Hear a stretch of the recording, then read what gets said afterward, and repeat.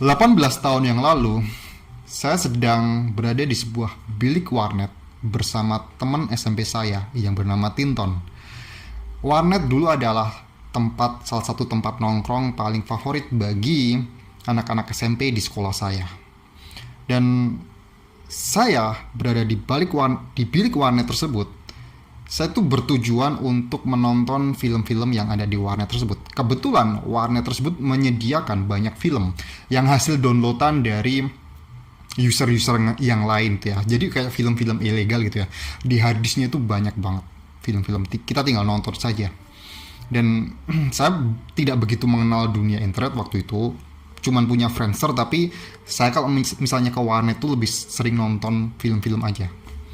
Dan sampailah ketika teman saya ini, Tinton, memberitahu sebuah film yang bernama American Pie The Naked Mile. Film yang dirilis pada tahun 2006 kalau salah. 2006. Ini adalah sebuah film pertama saya, film dewasa pertama saya. Karena disitulah pertama kali saya melihat sebuah payudara di layar kaca, di layar monitor. Karena kalau misalnya Anda tahu film American Pie itu, ada sebuah adegan di mana sebuah scene orang-orang itu pada maraton sambil lari-larian telanjang gitu ya, dan payudaranya itu naik turun gitu. Dan itu adalah film dewasa pertama yang saya tonton, dan waktu itu saya bersama Tinton nonton itu 2 jam di situ. Dan karena waktu itu saya belum punya flash disk ya, saya itu jadi cuma nonton itu pas di warnet aja. Dan setelah menonton film itu, sebagai seorang anak SMP kelas 2 yang baru saja sunat, dan itu adalah masa-masa puber saya, masa-masa saya mengenal masturbasi, tayangan tersebut tuh selalu ada di kepala saya. Padahal itu cuma kayak lari-larian doang. Emang ada sih beberapa adegan yang lebih intim, tapi yang paling membekas itu. Dan seperti kebanyakan anak-anak yang puber di zaman-zaman segitu, ya pasti sambil bayangin sambil gini.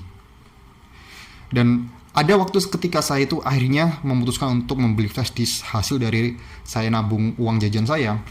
Akhirnya saya pun bisa mengcopy film tersebut, dan nggak sampai di situ. Apa yang saya temukan di warnet itu ternyata lebih dari hanya sekedar film American Pie. Ternyata ketika saya mencari tahu yang ada di harddisk warnet tersebut, banyak sekali downloadan dari user yang lain, user warnet yang lain. Mereka itu mendownload video film-film dewasa, literally film-film dewasa. Dan durasinya tuh gak banyak, cuman 2 menit, 3 menit. Kemudian kebanyakan film-film barat. Dan di situ saya yang udah mengenal tentang seksualitas, mulai mengenal tentang masturbasi, saya seneng banget.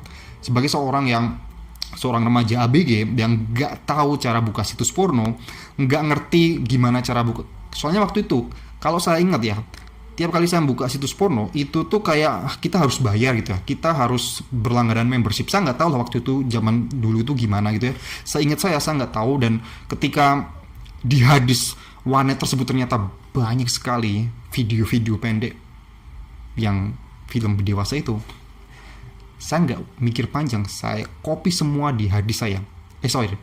Di flash disk saya. Flash disk 128 mega pada zaman itu. Dan itu cuma beberapa video doang gitu ya. Dan di rumah kebetulan ada komputer, saya pun nonton video tersebut di komputer. Meskipun ya komputer Pentium 3 ya. Tapi saya cuma bisa nonton video-video tersebut ketika malam hari. Karena kenapa? Komputer yang ada di rumah itu ditaruh di ruang tengah, bukan di kamar saya nggak punya komputer, itu komputer keluarga, komputer bareng-bareng buat anak-anak bertiga gitu ya. Dan saya menonton film tersebut, nunggu orang tua tidur dulu, nunggu kakak-kakakku tidur dulu, sehingga saya bisa bebas nonton, meskipun ya agak was-was ya gitu ya. Dan itulah adalah awal pertama kali saya mengenal video-video film dewasa. Dan di zaman SMA pun, ketika saya udah punya HP Symbian, saya pun lebih fleksibel lah. Saya mendapatkan film-film itu dari hasil bluetoothan teman-teman yang ada di kelas saya gitu ya. Ya meskipun cuma 3GP doang ya, Dan puncaknya adalah, puncak saya ada di kecanduan PMO, puncak saya merasakan bahwa wah, ini adalah dampak PMO yang sudah saya lakukan bertahun-tahun, adalah ketika saya berusia di awal 20-an, di mana saya mulai kuliah di situ.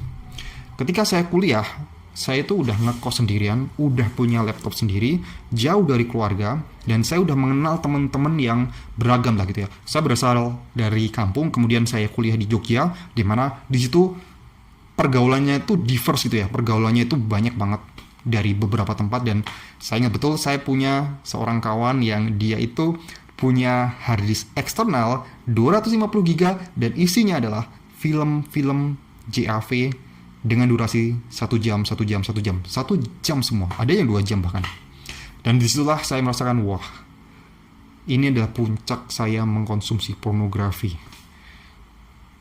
Selain soal supply yang melimpah, ketika di usia 20-an itu saya merasakan sedang stres depresi. Pertama karena tugas kuliah yang banyak banget, sedangkan kesalahan saya adalah ketika tugas kuliah itu banyak, saya stres, depresi, tapi saya itu tidak mengalihkan itu pada hal-hal yang positif. Saya cuma di kos doang. Intinya adalah ketika saya ada di fase kuliah, saya itu no-lab, senolab-nolabnya. Saya tidak punya aktivitas lain selain kuliah, pulang, kuliah, pulang. Di kos-kosan cuma nonton hadis yang 250 GB itu. Dan unlimited. Bayangin nonton video sepanjang 1 jam, tapi kita melakukannya itu cuma 3 menit, 5 menit doang. Tapi kita milihin film mana yang akan cocok jadi ibaratnya bahan acuan. Bahan acuan istilahnya kalau teman-teman saya di kos itu, saya minta acuannya dong, aku minta acuannya dong. Acuan itu dalam artian ya gitulah, acuan buat agar kita tuh punya pandangan ke situ, ke ya gitulah. Dan ya itulah, ketika di puncaknya saya tuh merasakan bahwa saya merasakan ada sebuah puncak di mana saya paling berpengaruh kecanduan PMO-nya ketika saya berusia 20-an awal. Dan ketika tahun 2019 saya mengenal NoFap. Sebelumnya memang agak menurun ya, karena saya sudah bekerja dan ada sedikit teralihkan. Saya pulang kerja tidur, tapi tetap masih kecanduan PMO. Jadi sebelumnya saya nggak aware sama sekali dengan bahaya PMO inilah. Sampai akhirnya pada 2019 saya mengenal NoFap, mengenal gerakan stop PMO ini. Saya pun jadi berpikir, kenapa nggak coba aja ya? Saya pengen tahu, mungkin dengan saya mencoba, saya akan bisa upgrade diri saya, bisa improve diri saya. Dan itulah pertama kali saya merasakan day strict, atau merasakan saya tidak melakukan aktivitas PMO selama 90 hari pertama saya. Rasanya beda banget. Rasanya, sensasinya memang luar biasa. Saya nggak bohong, memang ketika ada di level, mulai merasakan itu di hari ke-60, rasanya memang enak banget. Energinya itu enak banget. Dan meskipun saya udah sampai 90 hari, 100 hari, tetap saja relapse lagi. Ya, kemudian 90 hari lagi, relapse lagi, 90 hari lagi, relapse lagi. Berulang-ulang seperti itu. Tapi kadar kecanduan saya, PMO saya itu menurun drastis, yang dari yang tadinya umur 20-an itu saya hampir setiap hari, bahkan sehari bisa 2 kali, karena stok film yang melimpah, nggak punya kerjaan, stres lagi tinggi-tingginya, pelampiasan saya cuma itu doang ya. Intinya adalah no lab gitu ya. Dan ketika mengenal NoFap, sangat jauh berbeda. Benar-benar berbeda. Apalagi ketika saya udah mulai kerja, kemudian saya udah bikin konten. Ketika bikin konten, kerasa banget. Karena saya akan menyinggung tentang semen retention atau pemanfaatan energi kreatif ya. Karena kita tahu bahwa air mani kita, sperma kita itu adalah bentuk dari energi kreatif. Karena ketika kita ingin membuat seorang bayi untuk hadir di dunia, kita butuh sebuah energi yang besar. Energi kreatif yang paling besar itu adalah yang energi ketika kita bisa membuat seorang anak ya, meskipun ya kita tidak membuatnya, karena yang membuat ya pasti ya Tuhan lah. Tapi kita ibaratnya mengkloning diri kita menjadi seorang bayi kecil itu ya, istilahnya seperti itu. Tapi ketika kita bisa mengalihkan energi tersebut pada aktivitas yang bersifat kreatif. Kreatif itu tidak harus seni ya, bikin konten kayak gini juga kreatif, kemudian menulis tuh kreatif, bikin lagu kreatif, pokoknya hal-hal yang ibaratnya produktif Ibaratnya ketika kita membuat sesuatu itu yang awalnya nggak ada menjadi ada, itu adalah sebuah proses kreatif di situ, sebuah proses produktif di situ. Dan ketika kita bisa memiliki energi kreatif itu, kita tidak menyia-nyiakan energi itu yang selalu kita buang lewat aktivitas PMO, itu bakal kerasa banget, sangat kerasa. Jadi saran saya ketika Anda itu masih struggling dengan aktivitas PMO, cobalah untuk produktif, cobalah untuk menjadi orang yang kreatif. Ngapain aja, gambar, kemudian nulis. Saya pikir semua orang itu bisa nulis ya, saya pikir semua orang itu bisa gambar ya. Semua orang bisa gambar lah, entah itu jelek atau nggak bagus. Saya yakin semua orang bisa gambar, dan kalau misalnya Anda merasakan urge atau hasrat seperti itu, cobalah untuk mengalihkan pada aktivitas yang bersifat kreatif. Saya sangat merekomendasikan hal tersebut. Dan dari cerita saya bisa mengambil kesimpulan bahwa di zaman saya 18 tahun yang lalu, saya mengenal itu dari warnet. Bayangin zaman sekarang, di zaman internet kencang, di zaman orang-orang itu bisa mengakses situs dewasa dengan sangat mudah, tidak harus sembunyi-sembunyi, tidak harus malam-malam buka komputer. Anak kecil tuh udah bisa akses pornografi dari kamar dengan internet wifi unlimited. Kita nggak tahu apa yang ditonton, apakah fetisnya itu aneh-aneh atau bener yang di luar nalar. Karena orang yang udah nonton pornografi pada umumnya, yang normal lah, akan kecenderungan orang-orang yang kecanduan itu akan nonton fetis yang serem, fetis yang jauh di luar nalar. Mungkin kalau di zaman saya nonton pornografi yang biasa-biasa saja, meskipun saya tidak mengatakan itu hal yang biasa ya, tapi konvensional lah, itu sudah senang. Zaman sekarang mungkin anak-anak kecil atau generasi remaja udah terbiasa nonton kayak gitu. Dosisnya bisa dinaikin jadi yang lebih ekstrim lagi. Dan di zaman saya, enaknya akses pornografi itu tidak segampang sekarang.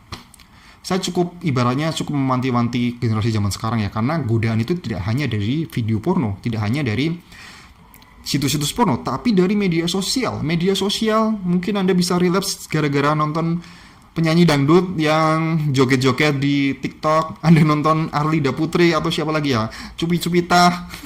Mungkin saja kan bisa kan, atau Duo Serigala. Itu bukan video porno, tapi itu bisa membuat Anda relapse. Zaman saya nggak ada akses untuk nonton konten-konten seperti itu, nggak ada akses untuk melihat artis-artis seperti itu.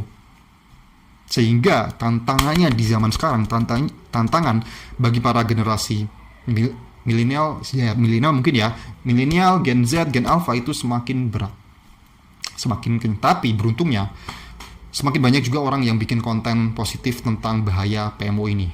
Kalau misalnya Anda sekarang menonton video ini sampai detik ini, saya ucapkan terima kasih karena Anda sadar bahwa Anda sedang punya problem PMO, tapi Anda masih mau mencari solusi dari kecanduan tersebut. Anda sudah satu langkah lebih maju dibandingkan orang-orang yang masih ignoran dengan kecanduan ini. Dan saya salut dengan Anda. Oke, mungkin itu cerita perjalanan saya 18 tahun lalu. Saya kecanduan PMO dan kecanduan situs dewasa, kecanduan video dewasa pada tepatnya gitu ya. Terima kasih sudah nonton. Silahkan klik link yang ada di deskripsi. Saya sudah membuat paket berhenti PMO 7 produk dalam satu pembelian. Jika Anda benar-benar serius, Anda bisa mengakses file tersebut dengan harga 99.000 untuk batch pertama, untuk 100 pembeli pertama. Oke, jangan sampai ketinggalan, dan terima kasih sudah menonton video sampai sejauh ini.